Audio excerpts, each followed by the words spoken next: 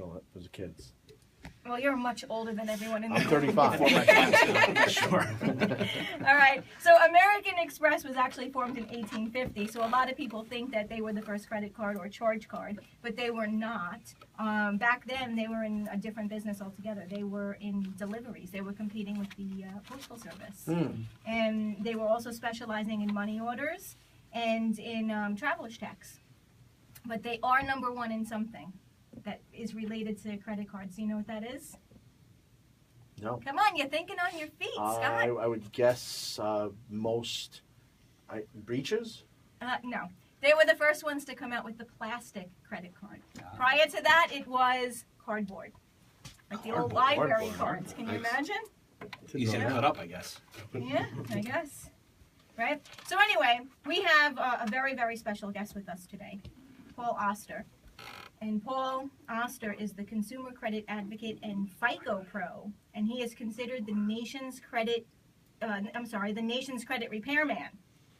He is a credit expert who has appeared on numerous networks, including WSJ, Fox, Business News, CBS, ABC, NBC, and Pix 11. He's written for Kiplinger's, WSJ, and the Daily News. WSJ and the Daily News. Mr. Oster is the founder and CEO of Better Qualified LLC. Paul has 20 years, actually more than 20 years, right? Over 20 years of experience in both the insurance and banking industries, and he's dedicated his life as a consumer advocate. Paul also serves on the board of directors for the American Red Cross, and his humor and intelligence is highly sought after. And we're no different. We wanted him here today, and we have him. We have you here in our man cave at WFAS. Welcome, Paul. Glad to be here. All right. Let's talk about this big issue, this identity theft, and what's going on in the world. Well, first of all, let me ask you this. I have some stats here that says that the #1 state for identity theft is. Don't say it, Paul. Let's see. Let's put Scott in the hot seat again. Do you know? Florida? That would be correct. I see. I think we were both a little taken aback that the #2 state was Washington State, and Washington. Oregon's up there in the top 5, which Florida makes sense because, unfortunately, seniors are now being preyed upon, just like children, you know. So that's an unfortunate stat. That's the reason why Florida is the #1 state. Yeah, I can see Florida being the #1 state because of the seniors. But why Washington State, Oregon? I don't know. I don't know the Maybe answer. the But marijuana I now will in find Washington? I don't know. Marijuana legal? Could have something to do with it. I don't know. Florida, I would think Are there's you all kinds of... stereotyping? I'm just... Yeah, I mean, Florida, all kinds of... You ever see cops? All weird things happen in Florida.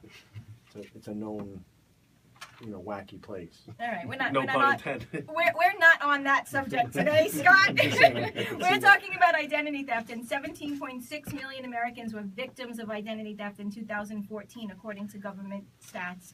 So I want to turn this over to Paul, and let's hear about all this, and how can we protect ourselves, and what is going on in this world. Well, 2014 was the year of the data breach. We had 783, let's call them major data breaches, where people lost sensitive information that pertains to their identity. And the problem with that is we became almost numb to it because you heard about it every other week. There was a data breach. And people didn't do what they should have done, like changing their PINs and passwords. It's something that's so easy, but people refuse to do it because it's inconvenient. But I will tell you that the effects of identity theft are far more inconvenient than changing your PINs and passwords and having to remember multiple PINs and passwords, because that is something that I would certainly recommend, is that not only you change your password every month, this is usually where I become the most unpopular guy in the room, but you're changing it and you have multiple passwords. You have a different password for every account. And when you talk about all of our social media sites and online banking and our corporate servers, you could be looking at 10 to 15 different passwords that you're changing on a monthly basis. But again, if you don't do that, you're leaving yourself wide open. Now, I have a question for you. I've heard that the most popular password is your pet's name. Is that true? It is one of them. Okay. Hello, goodbye, password. Password. That's very unique. Yeah, very unique. The idea again is there are free softwares out there that can help you generate these passwords that are very hard for the identity thieves who use very sophisticated softwares to try and guess your software. And look, social media is the easiest place for them to go. I know the name of your pet as soon as I go on Facebook. Mm-hmm. I know where you live. I know your maiden name. My I know your birthday, address, and I know yeah. your birthday. So that's 4 out of the 5 pieces of the puzzle that I would need to assume your identity. Right. As you're saying that, I'm watching Jeff here, and he's nodding. You know, you're concerned about social media, right, and all that information that's out there.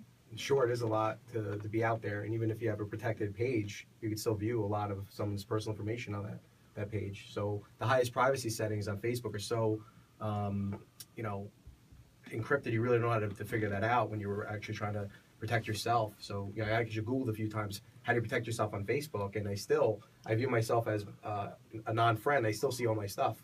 Yep. So it's kind of concerning. And the default setting for Facebook is public. So most people don't change that setting, and then all of your information is left open for anybody to see, not just your friends. But even having it just be there for your friends, I mean, you are giving out a lot of information, like you said, birthday, pet name, maiden name, all your kids' names, their birthdays, because they can always click in and see their page. That's a lot of information that's out there. How do we protect ourselves against any kind of fraud that's happening on social media? Well, I'm the first person to say that there's no such thing as identity theft protection, believe it or not. I don't, look at the guy from LifeLock who went on there and he had his own stuff stolen numerous times. All of our information is in a million different databases all over the world, as a matter of fact. So early detection is the key. We live in this world today where, unfortunately, again, I think everyone needs to be involved in a credit monitoring service.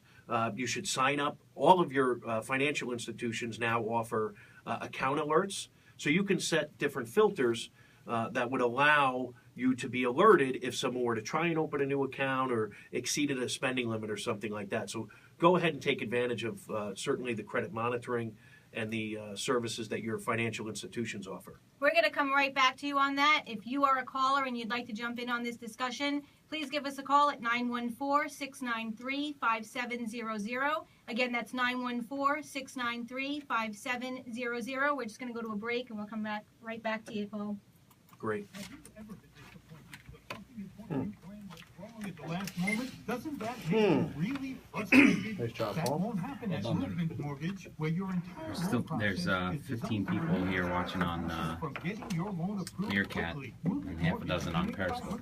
Okay, guys, maybe they could text. What text should I use? I go WFAS. Okay. Easier to remember, right? Or you want to go RIVS? You can use it right now. And we Victoria. underwrite And I in think, the first First, you guys, we I guess, expedite your loan I want to integrate Let's just do it. both you When buying and your first home, Jeff Let's and go try Anthony. now. I mean, What we'll try for, they you know. do, I wonder what they do to be kind of an example of the right procedure, how they accept information, maintain information. So After if one of you closing, ask that question to me, I will say this is the very reason why you shouldn't apply for a mortgage when the guy comes on the TV or you hear something on the radio. You're much better off working with a trusted There's bank a like lot of Getty Mac. questions. I mean, there's the post-closing and then the secondary market. Improve your What credit. happens, As the I CEO really of don't Better even know the answer to the Qualified, secondary I've market helped question. thousands of Yeah, I mean, people that's over kind the of out past of 10 our- years. Yeah, As out a of our, certified expert Well, for what lots of representations do they businesses make and to all the you? major networks. Well, we don't share, I I'm a mean, this certified disclosure that financial pro they sign, that that we don't uses share the their consumer information with third laws parties. to help delete Even negative secondary market? information. Well, when in it gets your sold off credit to report. another We have a bank, debt